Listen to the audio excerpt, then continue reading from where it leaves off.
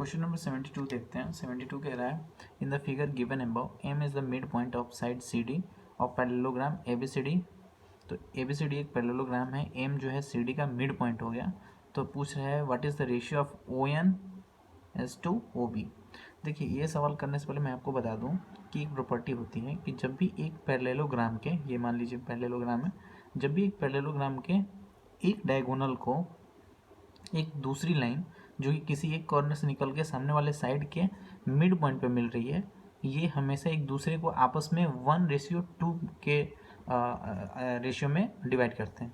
यानी ये हो गया 1, ये 2, और ये वाले इस वाले साइड का ये हो गया 1, ये हो गया 2।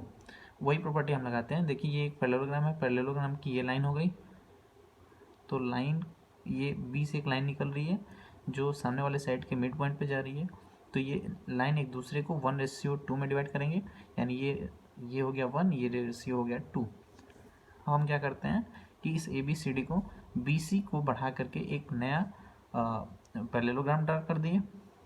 तो अब पैरेललोग्राम का ये क्या हो गया, एक डायगोनल हो गया। तो डायगोनल का ये एम जो हो गया मिड पॉइंट हो जाएगा। तो ये टोटल यहाँ से यहाँ तक का कितना यूनिट है, 3 यूनिट। तो ये भी यहाँ से यहाँ तक 3 यूनिट हो जाएगा। तो अब क्वेश्चन क्या पूछ रहा है, ओ एन। तो ओ एन कितना यूनिट हो जाएगा, ओ एन हो जाएगा ओ एम 1 यूनिट और एम एन 3 यूनिट, यानी टोटल 4 यूनिट। और ओ बी कितना यूनिट हो जाएगा, 2 यूनिट। और इसका रेशियो पूछा है तो हो गया 2:1। Question number 2:1 B. Question number 73 देखते हैं। 73 में कह रहा है in the figure given above Y A X is a tangent, Y X is a tangent to the circle with centre O, centre O है। बी ए एक्स 70 डिग्री दिया है, B ए x जो है ये दिया है 70 degree, and B A Q 40 degree, B A Q ये दिया है 40 डिग्री। तो पूछ रहा है what is A B Q equal to, A B Q equal to, यानी ये वाला एंगल जो है बताना है। देखिए ये क्वेश्चन करने से पहले मैं आपको एक प्रॉपर्टी बता देता हूँ सर्कल की। जैसे मान लीजिए एक सर्कल है और एक टेंजेंट खींचा गया यहाँ से, और जहाँ से टेंजेंट ड्रॉ किया गया है वहाँ से एक कॉर्ड ड्रॉ किया जाए, और कॉर्ड दो साइड 2 एंगल ड्रॉ करता है, एक इस साइड और एक इस साइड। तो जो ये वाला एंगल होता है वो इक्वल होता है कॉर्ड से, कॉर्ड और टेंजेंट के बीच का ये वाला एंगल, और जो इस साइड जो एंगल बना है ये इक्वल होता है कॉर्ड के इस साइड बने एंगल के इक्वल। सेम प्रॉपर्टी को यहाँ पे लगा लेते हैं। देखिए बी ए एक्स जो है 70 डिग्री दिया हुआ है। तो अगर ये 70 डिग्री दिया हुआ है 70 डिग्री, तो ये वाला जो एंगल हो जाएगा, ये वाला एंगल 70 डिग्री हो जाएगा, क्योंकि बी ए एक्स 70 डिग्री है। तो ये कॉर्ड के उस साइड बनना है, तो ये भी हो जाएगा 70 डिग्री, यही वाली प्रॉपर्टी लगा करके। तो जब ये 70 डिग्री हो गया तो ये साइक्लिक क्वाड्रिलेटरल है ई ए क्यू बी, तो ये 70 डिग्री है। तो सामने वाला एंगल जो होता है साइक्लिक क्वाड्रिलेटरल के सामने वाले 2 एंगल का सम जो होता है 180 के इक्वल होता है। तो ये क्यूब का एंगल कितना हो जाएगा, 180 माइनस 70 इज इक्वल टू 110, यानी 110 डिग्री का ये वाला एंगल एक हो गया 110 डिग्री का। तो एंगल बी निकालना है, तो इसको जोड़ करके 180 में से माइनस कर देते हैं क्योंकि एक ट्रायंगल है। तो टोटल हो गया 110 + 40 150 डिग्री, और इसको 180 में से माइनस कर देते हैं 150, तो आ जाता है 30 डिग्री। ये आंसर हो गया 30 डिग्री। नेक्स्ट क्वेश्चन देखते हैं, क्वेश्चन नंबर 74 में क्या है, in the figure given above A P is 3, यानी ए पी ये दिया है 3, P B is equal to 5 centimetre, ये दिया है 5 सेंटीमीटर, ए क्यू 2 ये यहाँ से यहाँ तक 2 दिया है, और Q C is equal to X दिया है, यानी यहाँ से यहाँ तक का एक्स दिया है।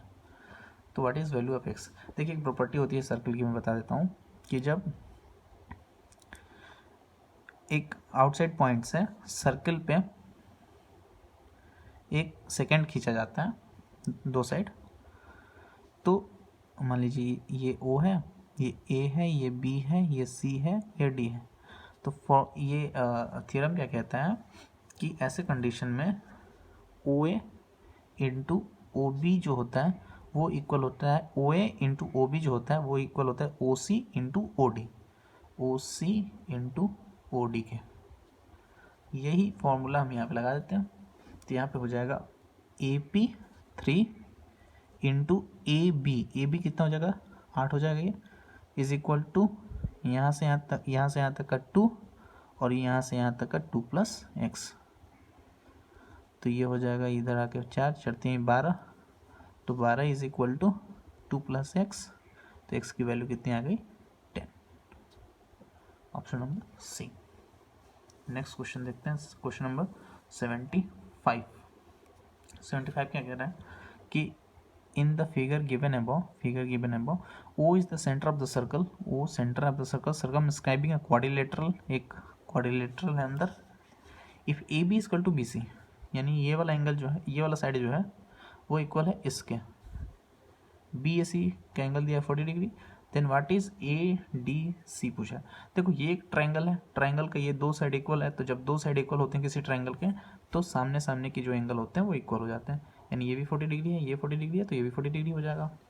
तो ये वाला एंगल कितना हो जाएगा 180 में से इन दोनों को माइनस कर दें तो 40 40 80 और 180 में से माइनस कर देते हैं 80, तो कितना हो जाएगा ये 100 डिग्री का।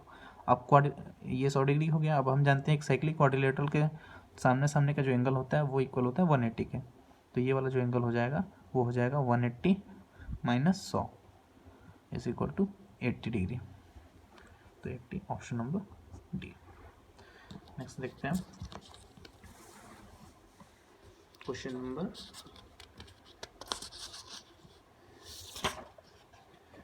76। 76 में क्या कह रहा है कि let AB and AC be two rays intersecting at A। जैसे AB यहाँ पे बताता हूँ,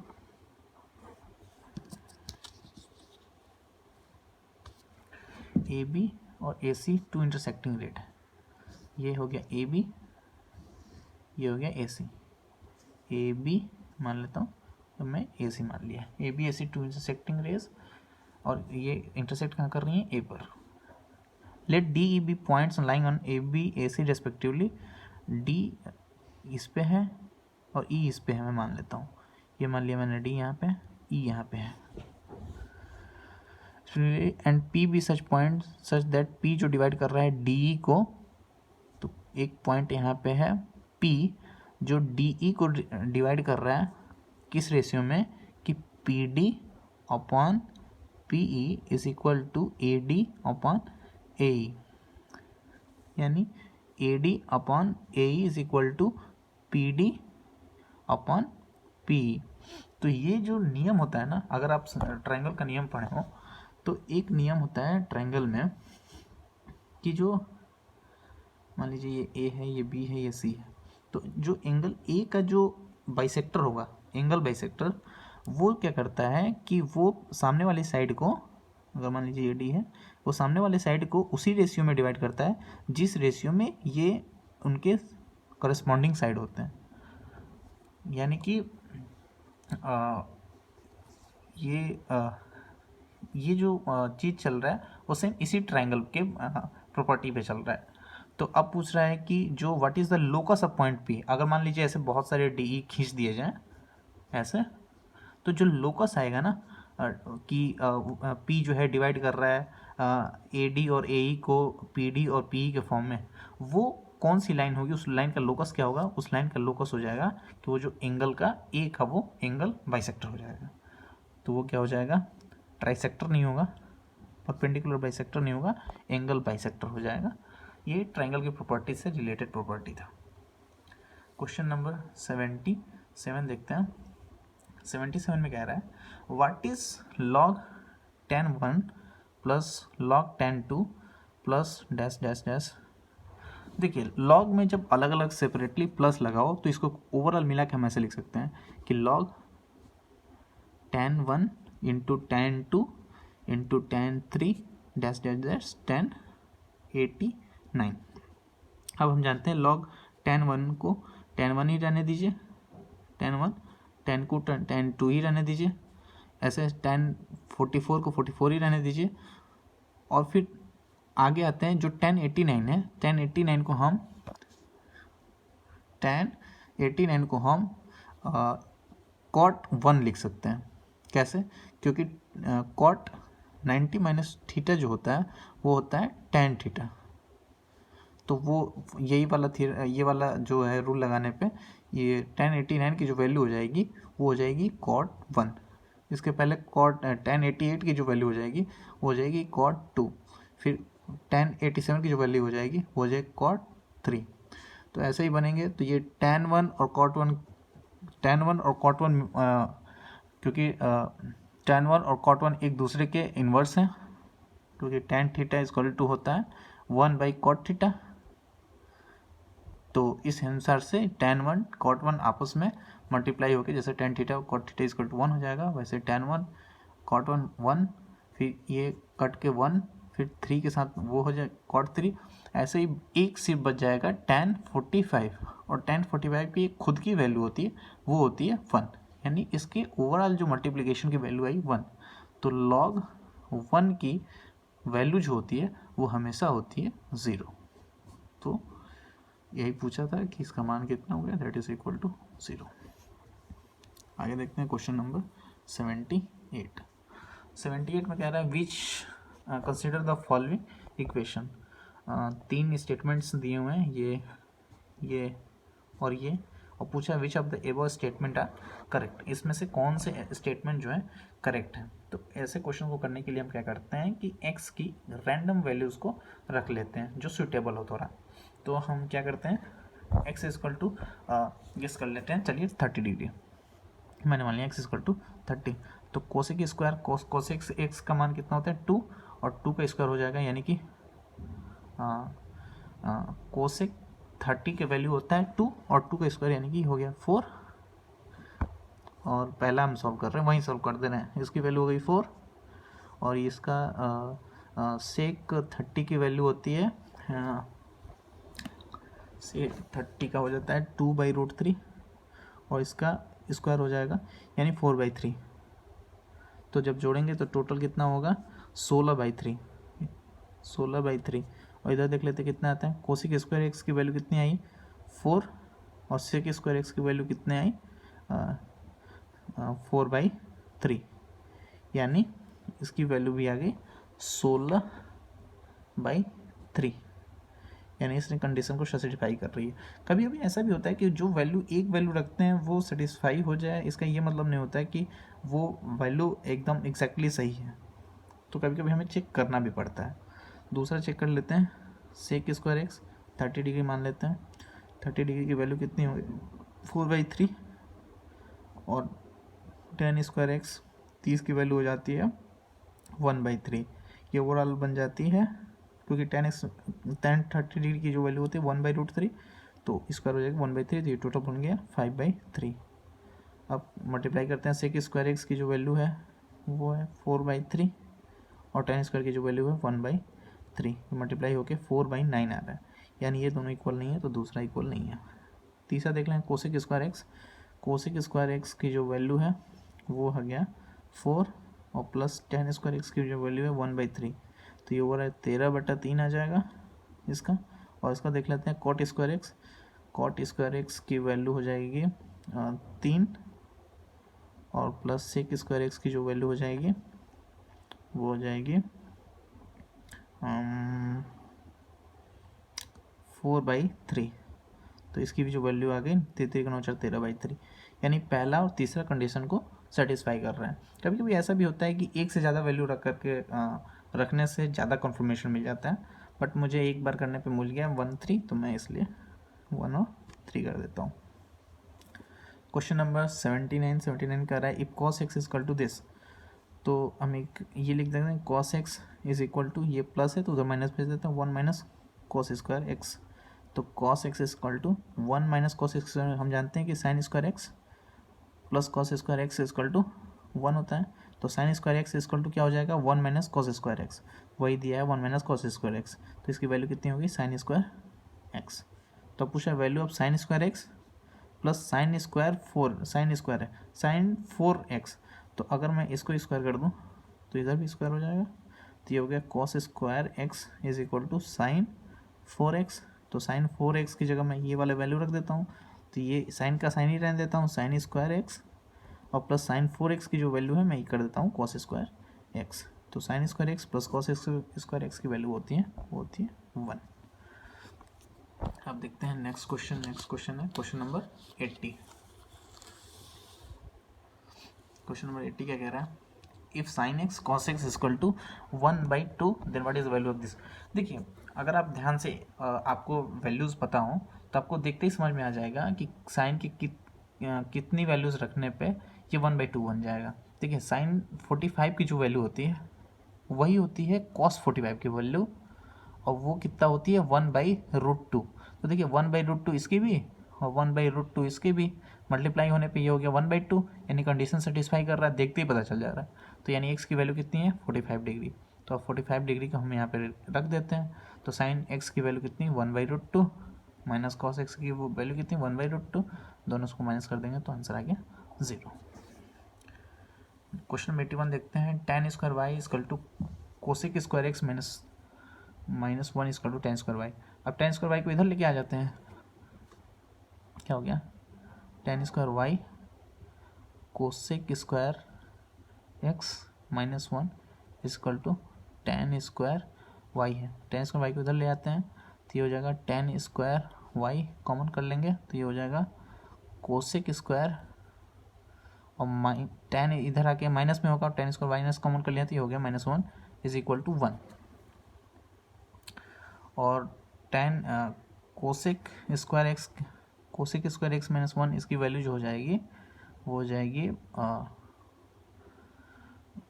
tan स्क्वायर वाई ये हो गई, और इसकी जो वैल्यू हो जाएगी वो हो जाएगी cot square x is equal to 1, यानी tan square y cot square x equal to 1। तो दोनों को रूट ले लेते हैं तो ये हो गया tan y cot x equal to 1।